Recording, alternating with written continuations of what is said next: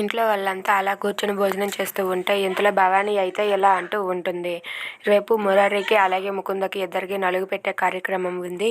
అందరూ ఇక్కడే ఇంట్లోనే ఉండండి అని చెప్పి అంటూ ఉంటుంది. ఆ మాటలు విన్న ఇంట్లో వాళ్ళంతా కూడా ఒకసారిగా షాక్ అవుతారు. ముకుంద అయితే చాలా హ్యాపీగా ఫీల్ అవుతుంది.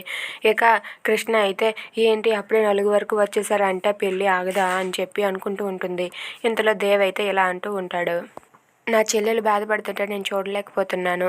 నా చెల్లి పెళ్లి జరగడం కావాలి అని చెప్పి తింటుంటే ఆ చెయ్యిని తిప్పుకుంటూ ఆ చెల్లెల గురించి మాట్లాడుతుంటూ ఉంటాడు.